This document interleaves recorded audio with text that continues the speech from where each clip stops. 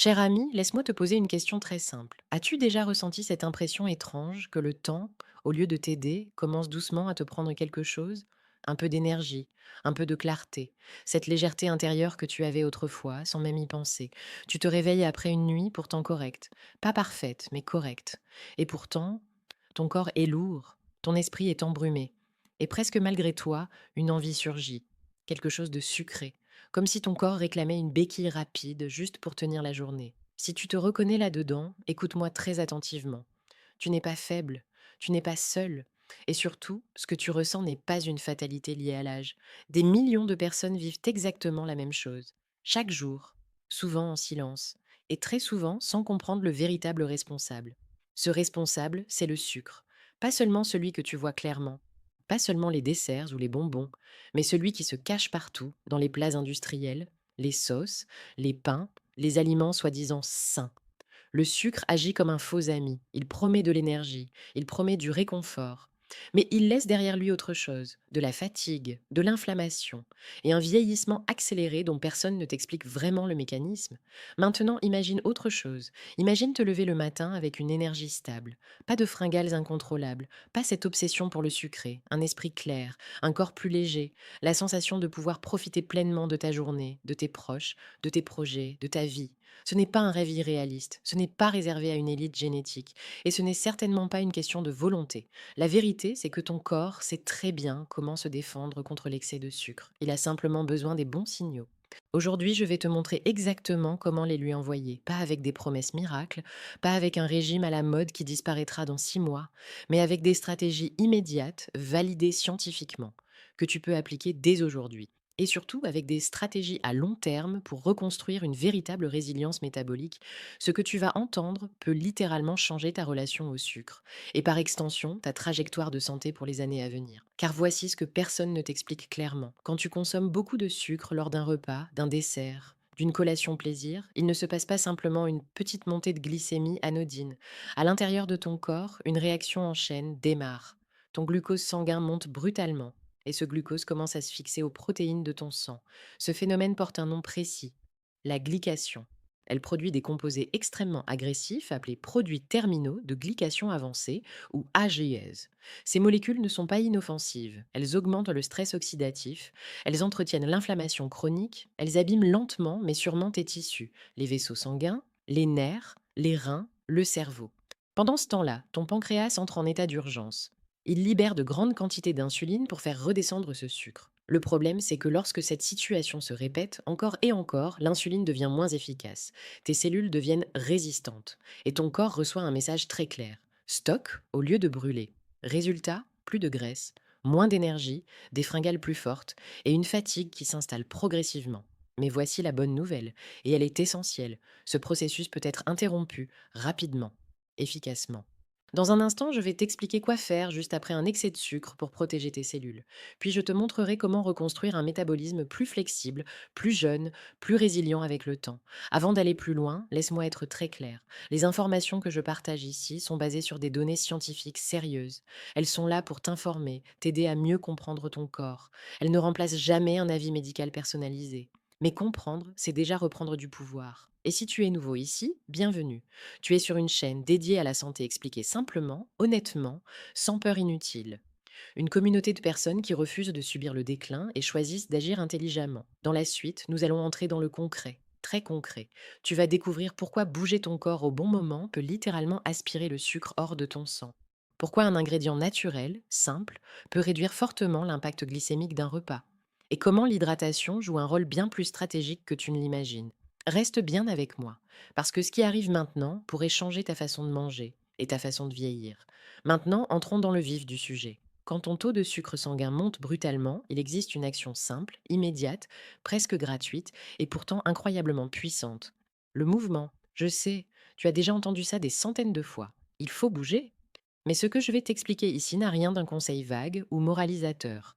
C'est de la biochimie pure. Lorsque tu contractes tes muscles, surtout les plus gros muscles de ton corps, quelque chose d'extraordinaire se produit à l'intérieur de tes cellules. Tes muscles activent des transporteurs spécifiques du glucose appelés GLUT4. Ces transporteurs se déplacent vers la surface de la cellule musculaire et aspirent littéralement le glucose hors de ton sang. Et voici le point clé. Ce mécanisme fonctionne sans insuline. Cela signifie que même si ton corps commence à devenir résistant à l'insuline, ce qui est très fréquent avec l'âge, tes muscles peuvent quand même faire baisser ta glycémie efficacement. C'est comme ouvrir une voie de secours quand l'autoroute est complètement saturée. Des chercheurs l'ont démontré clairement. Une étude publiée dans la revue Diabetes Care a montré que seulement 15 minutes de marche après un repas réduisirent de façon significative les pics de glycémie chez des personnes atteintes de diabète de type 2. Pas une heure, pas un entraînement intensif. 15 minutes. Pourquoi est-ce si efficace? Parce que tes muscles ont faim d'énergie. Ils peuvent donc stocker une grande quantité de glucose sous forme de glycogène. C'est un OS. Chez un adulte moyen, cela représente environ 300 à 600 grammes de stockage potentiel. Autrement dit, tes muscles sont de véritables éponges à sucre, et plus la masse musculaire engagée est importante, plus l'effet est puissant. C'est pour cela que certains mouvements sont particulièrement efficaces. Les squats, par exemple. Ils sollicitent en même temps les quadriceps, les fessiers et les ischio-jambiers.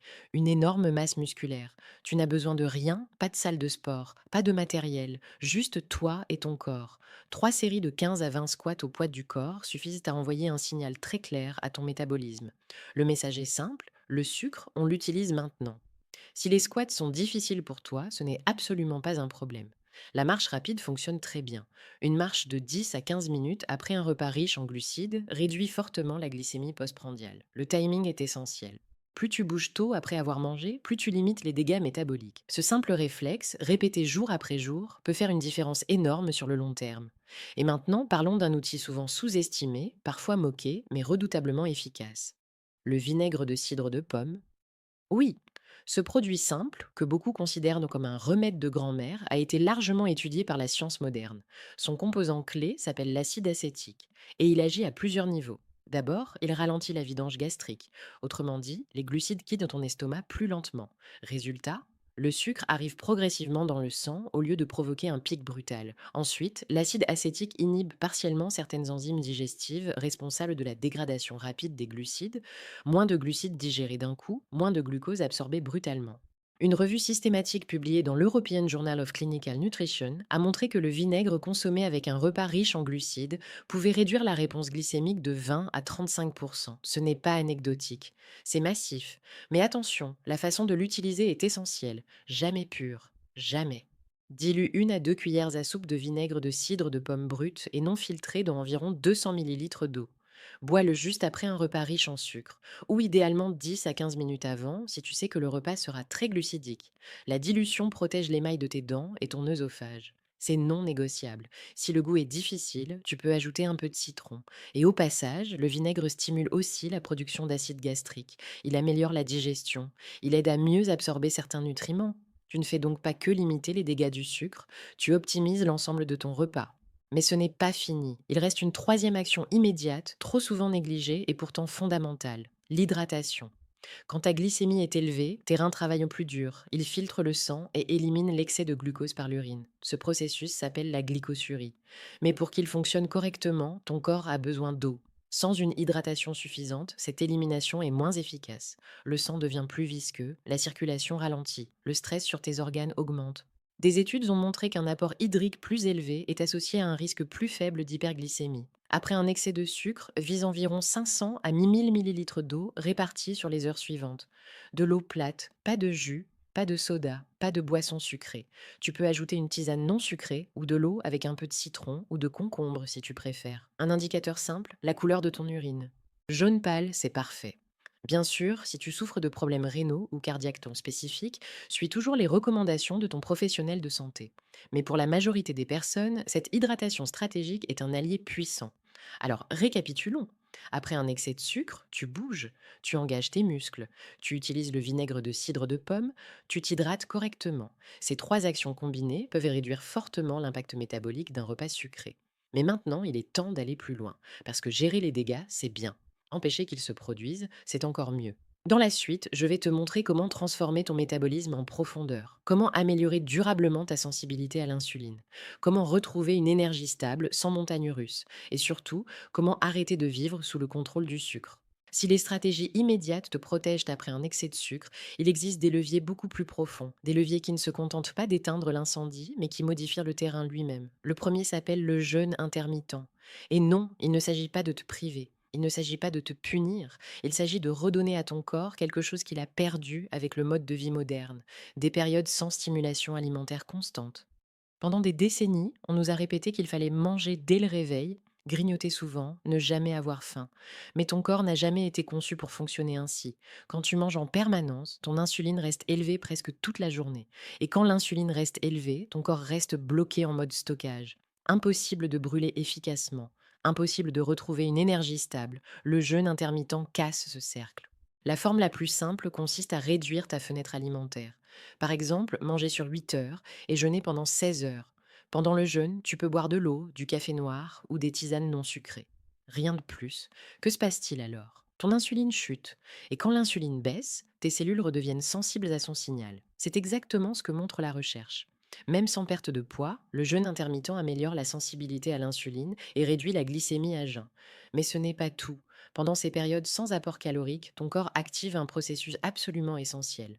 L'autophagie, c'est un mécanisme de nettoyage cellulaire. Les cellules éliminent les protéines endommagées, les déchets métaboliques, les structures dysfonctionnelles. En clair, ton corps fait le ménage.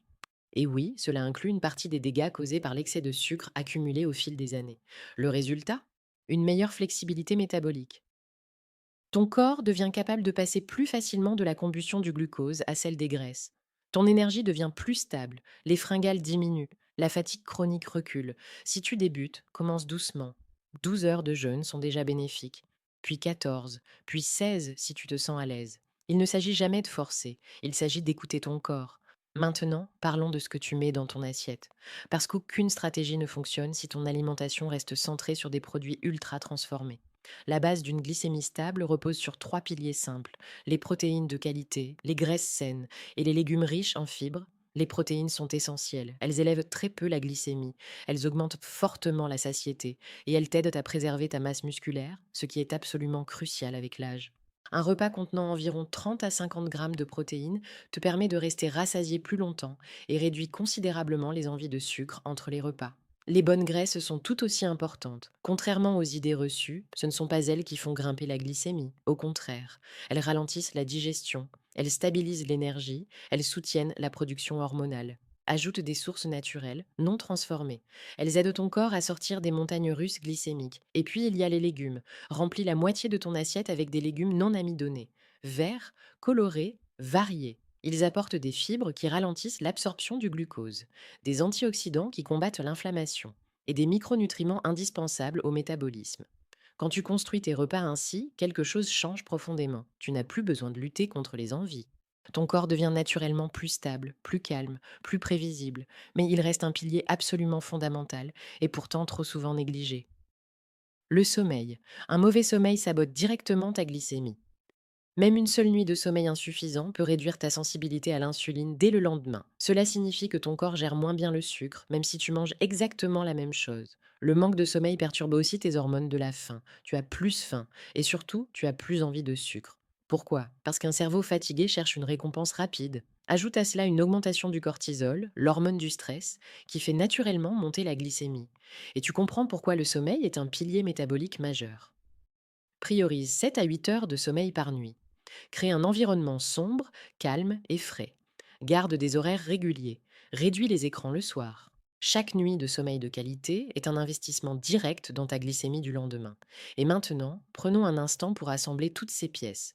Gérer le sucre, ce n'est pas une question de privation, c'est une question de stratégie. Tu bouges après les repas, tu soutiens ton corps avec une hydratation intelligente, tu utilises des outils simples comme le vinaigre de cidre, tu laisses ton insuline se reposer grâce au jeûne intermittent. Tu nourris ton corps avec des aliments qui stabilisent l'énergie. Tu protèges ton sommeil. Ces actions agissent ensemble. Elles se renforcent mutuellement. Et quand elles deviennent des habitudes, quelque chose de profond se produit. Ton énergie revient. Tes envies diminuent. Ton corps cesse de lutter contre toi. Dans la suite, je vais te montrer comment transformer ces principes en un mode de vie durable. Comment faire de chaque petit choix un levier de longévité et de vitalité. Très bien. On va encore plus loin. Et ici, écoute bien, parce que ce qui suit change complètement la façon dont tu te perçois face au sucre. Je veux que tu comprennes quelque chose d'essentiel. La dépendance au sucre n'est pas une faiblesse morale, ce n'est pas un manque de discipline, ce n'est pas un défaut de caractère, c'est un phénomène biologique. Quand ta glycémie monte et descend brutalement, ton cerveau interprète ces variations comme une menace. Il cherche à te protéger, il déclenche une alarme, et cette alarme prend une forme très précise, une envie urgente de sucre. Pourquoi? Parce que le sucre est la source d'énergie la plus rapide que ton cerveau connaisse. Le problème, c'est que le sucre déclenche exactement le cycle qu'il prétend résoudre. Un pic, puis une chute, puis une nouvelle alarme, puis une nouvelle envie. Avec le temps, ce cycle laisse des traces profondes. Et c'est là qu'intervient un organe dont on parle trop peu. Ton foie. Ton foie est le grand régulateur métabolique. C'est lui qui stocke le glucose sous forme de glycogène. C'est lui qui fabrique du glucose quand tu n'en consommes pas. Et c'est lui qui transforme l'excès de sucre en graisse quand les réserves sont pleines. Quand le foie est surchargé, il devient moins efficace. La régulation du sucre se dégrade, l'inflammation augmente, la fatigue s'installe, et le cercle vicieux s'aggrave. C'est pour cela que la qualité de ton alimentation est si déterminante. Les aliments ultra transformés n'apportent pas seulement trop de sucre, ils manquent cruellement de ce dont ton métabolisme a besoin pour fonctionner correctement, des fibres, des minéraux, des vitamines, des polyphénols. Les fibres ralentissent l'absorption du glucose. Le magnésium participe à la signalisation de l'insuline. Le chrome aide à la régulation glycémique. Les vitamines du groupe B soutiennent le métabolisme énergétique. Les polyphénols protègent des cellules du stress oxydatif. Quand ces éléments manquent, ton corps compense comme il peut. Et très souvent, il réclame plus de sucre. Ce n'est pas de la gourmandise, c'est un appel au secours biochimique. Mais voici la bonne nouvelle. Ce cercle peut être inversé, progressivement, durablement. Chaque repas est une opportunité. Chaque nuit de sommeil est une réparation. Chaque mouvement est un signal positif. Tu n'as pas besoin d'être parfait. Tu as besoin d'être cohérent. Même de petites actions, répétées jour après jour, ont un impact colossal sur le long terme. Et c'est exactement ce que montre la science du vieillissement en bonne santé. Les personnes qui maintiennent une glycémie stable au fil des années conservent plus d'énergie. Elles préservent leur masse musculaire, elles protègent leur cerveau, elles réduisent leur inflammation, elles ralentissent le vieillissement cellulaire. Ce n'est pas une promesse marketing, c'est une réalité biologique. Alors je veux te lancer un défi simple. Aujourd'hui, choisis une seule action. Une seule. Peut-être marcher 10 minutes après ton prochain repas. Peut-être commencer la journée avec un petit déjeuner riche en protéines. Peut-être arrêter de manger un peu plus tôt ce soir pour allonger ton jeûne nocturne. Peut-être simplement boire plus d'eau. Observe ce que tu ressens, ton énergie, ta faim, ta clarté mentale. Puis dans quelques jours, ajoute une deuxième action, puis une troisième. C'est ainsi que se construit une véritable résilience métabolique. Pas dans l'extrême, pas dans la culpabilité, mais dans la constance. Si ce que tu viens d'entendre t'a apporté de la valeur, fais-le-moi savoir. Un simple oui dans les commentaires aide énormément la chaîne et permet de continuer à diffuser ce type de contenu basé sur la science. Pense aussi à t'abonner si ce n'est pas déjà fait. Chaque semaine, nous publions des vidéos pour t'aider à comprendre ton corps, à mieux vieillir et à reprendre le contrôle de ta santé.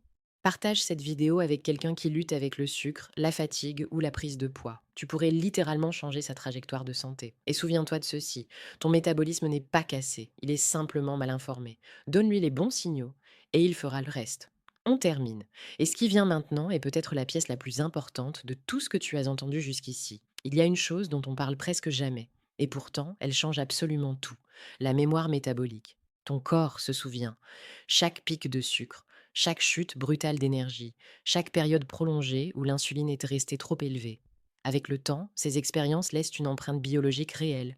Les cellules s'adaptent, mais pas toujours dans le bon sens. C'est pour cela que certaines personnes ont l'impression que quoi qu'elles fassent, le sucre les rattrape. Comme si leur corps était programmé contre elles, comme si le mal était déjà fait. Mais écoute-moi bien, cette programmation n'est pas définitive. Des études montrent que lorsque la glycémie est stabilisée pendant plusieurs semaines, parfois quelques mois, les tissus commencent à répondre différemment. Les récepteurs à l'insuline deviennent plus sensibles. Le foie digère mieux les réserves, les muscles utilisent plus efficacement le glucose. Autrement dit, ton corps peut désapprendre le chaos métabolique. Et les effets vont bien au-delà du sucre. Moins d'inflammation, moins de douleurs articulaires, une meilleure circulation, un cerveau plus vif. Beaucoup de personnes sont surprises par un effet inattendu. Elles disent ⁇ Je me sens plus calme, j'ai moins d'anxiété, je dors mieux ⁇ Ce n'est pas un hasard. Les variations brutales de glycémie stimulent le système nerveux. Elles augmentent l'adrénaline, elles augmentent le cortisol, Elles maintiennent ton corps dans un état de vigilance permanente. Quand la glycémie se stabilise, c'est l'inverse qui se produit. Le système nerveux parasympathique reprend le dessus, celui de la réparation, du repos, de la récupération. Et c'est là que le vieillissement ralentit réellement. Parce que le vieillissement n'est pas seulement une question d'années, c'est une question d'environnement intérieur. Inflammation chronique, stress oxydatif, dérèglements hormonaux, le sucre excessif alimente ces trois mécanismes. Mais quand tu réduis les pics, quand tu soutiens ton métabolisme intelligemment, tu changes l'environnement dans lequel tes cellules évoluent. Et les cellules répondent toujours à leur environnement. C'est pour cela que je veux être très clair avec toi. Tu n'as pas besoin d'éliminer le sucre à vie. Tu n'as pas besoin de vivre dans la frustration. Tu n'as pas besoin de devenir extrême. Tu as besoin de contexte. Un dessert occasionnel dans un corps métaboliquement sain n'a pas le même impact qu'un dessert dans un corps déjà en surcharge. Le problème n'est pas l'exception. Le problème, c'est la répétition. Et c'est exactement là que toutes les stratégies que nous avons vues prennent leur sens. Elles te redonnent une marge de manœuvre, elles te rendent plus résilient, moins fragile face aux écarts. C'est exactement ce que font les personnes qui vieillissent en bonne santé. Elles ne sont pas parfaites, elles sont adaptables. Alors, si tu devais retenir une seule idée de tout ce que nous avons vu aujourd'hui, retiens celle-ci. Chaque fois que tu stabilises ta glycémie, tu investis dans ton énergie future, dans ta clarté mentale, dans ton autonomie. Ce sont ces petits choix répétés qui font la différence entre subir l'âge et l'habiter pleinement. Dans les prochaines vidéos, nous irons encore plus loin. Nous verrons comment renforcer cette résilience sur plusieurs mois, comment éviter les pièges invisibles du quotidien et comment transformer ces principes en un mode de vie simple, réaliste et durable. Si cette vidéo t'a aidé, écris-le dans les commentaires. Abonne-toi pour ne rien manquer de la suite et partage ce message avec quelqu'un qui en a besoin. Souviens-toi, ton corps n'est pas ton ennemi. Il essaie simplement de te parler. À toi maintenant de l'écouter.